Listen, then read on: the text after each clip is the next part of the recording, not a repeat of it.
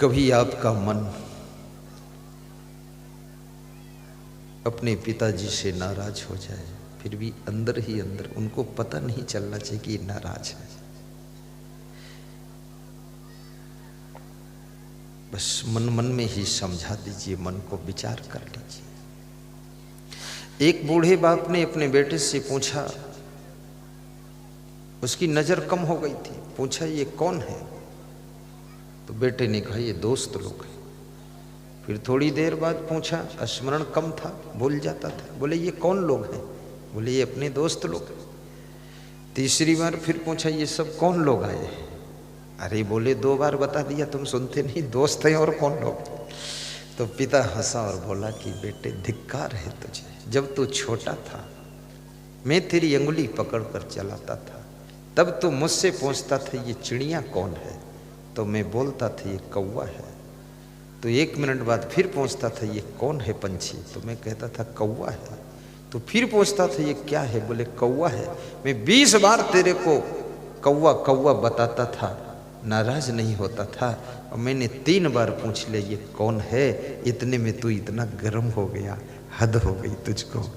कम से कम बचपन में मैंने तुझको 20 बार बताया था, अब तू जवान है मैं बूढ़ा हूं, अब तू कम से कम 10 बार तो मुझको बताने की धैर्य रख, इतना जल्दी गर्म क्यों होता है?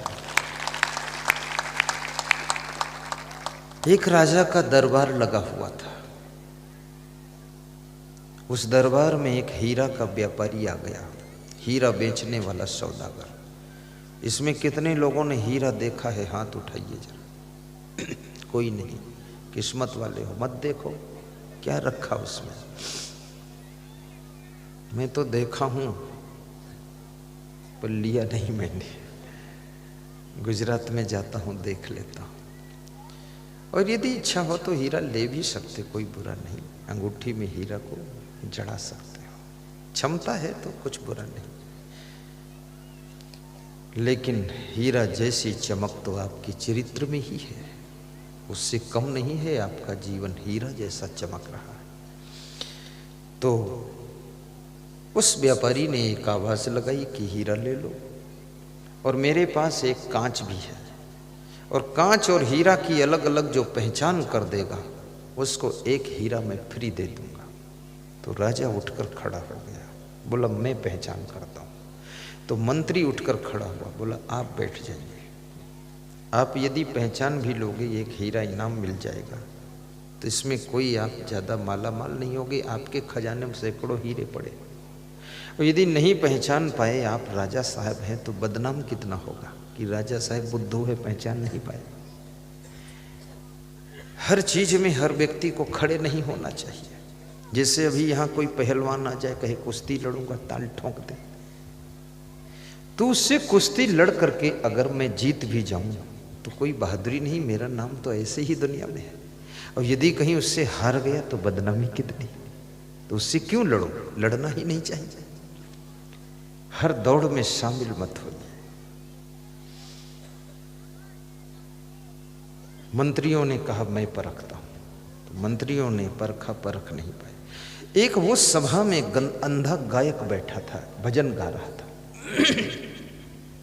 उसने कहा मैं परख दूं, तो सबने हंस करके कहा तेरी आंख ही नहीं, तू परखेगा क्या, दिखता ही नहीं। तो उस अंधे गायक ने एक बहुत बड़ी बात कही कि हर चीज आंख से नहीं परखी जाती है, हर चीज को परखने के लिए कुछ अलग अलग उपाय होते हैं। जैसे किसी आदमी को तुम आंख से देखकर परखना चाहो, नहीं परख पाओगे। उसको बातों से परखना चाहो, नहीं परख पाओगे। आदमी को 2-4 दिन में तुम परखना चाहो, परख नहीं पाओगे। 2-4 साल में परखना चाहो, नहीं परख पाओगे। आदमी को परखने के लिए उसके साथ रहना पड़ेगा, उसके साथ बसना पड़ेगा। और आदमी 2-4 साल तो अपने को छिपा के रखता है, 10-20 साल में अपना मौलिक नेचर प्रकट करता है, तब पता चलता है ये आदमी ऐसा है। इसलिए आदमी बसने से, सोना कसने से पता चलता है।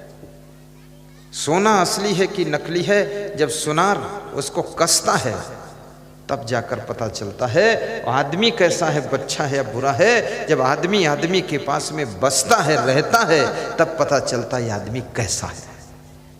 आदमी का ऐसे पता नहीं चलता। ये जो लड़के लोग जाते हैं लड़की देखने की, शादी करने की, लड़की देखूंगा, अरे तुम 10 मिनट में इसमें क्या देखोगे? खाली मुंह देखोगे और तो कुछ देख ही नहीं पाओ।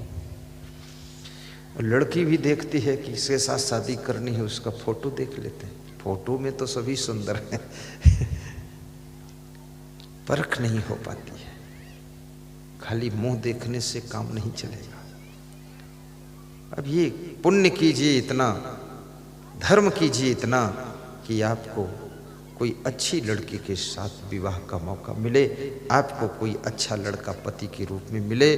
तुम सीता जैसी बन जाओ तो राम जैसा पति मिल जाएगा, तुम राम जैसे बन जाओ तो सीता जैसी तुमको कोई पत्नी मिल जाएगी। अच्छे शिष्य बन जाओ, अच्छी श्रद्धा वाले, तो आपको अच्छा गुरु भी मिल जाएगा। और टाप के गुरु बन जाओ तो आपको अच्छे भक्त शिष्य भी मिल जाएंगे। अपने को अच्छा बनाना है। तो अंधा गायक उठा और हीरा और कांच को अपने हाथ पर रखा और कहा खिड़की खोल दीजिए, थोड़ा रोशनी आनी चाहिए। खिड़की खोली गई। सबने कहा जब आंखें नहीं तो खिड़की से रोशनी क्या देखोगे? बोले मैंने बताया ना, हर चीज आंख से नहीं परखी जाती। खिड़की खोली गई, उसमें से धूप आ गई अंदर। थोड़ी देर वो हथेली धूप में किया और थोड़ी देर बाद छू करके बताया कि ये हीरा है और ये कांच है। व्यापारी जो हीरे का था वो नाच उठा। उसने कहा सत्य परखा इसने। आंख वाले जिसको नहीं परख सके, बिना आंख वाला परख कर सही बता देता है। लेकिन सबने पूछा तूने परखा कैसे आखिर? तो उसने बताया मैंने धूप में कर दिया हीरा और कांच को। जो 5 मिनट की धूप में गर्म हो गया वो कांच था, जो 5 मिनट की धूप में नहीं गर्म हुआ वो हीरा था। याद रखना, दुनिया में जो लोग छोटी छोटी बात में जल्दी जल्दी गर्म होते हैं वह सब कांच हैं, टूटने वाले हैं, बिखरने वाले हैं। और जो कभी गर्म नहीं होते हैं जल्दी, वह सब हीरा होते हैं और हीरा की तरह चमकते हैं। इसलिए मैं निवेदन करूंगा, अपने घर में तुम जल्दी गर्म मत हो, थोड़ा ठंडे बने रहो। गम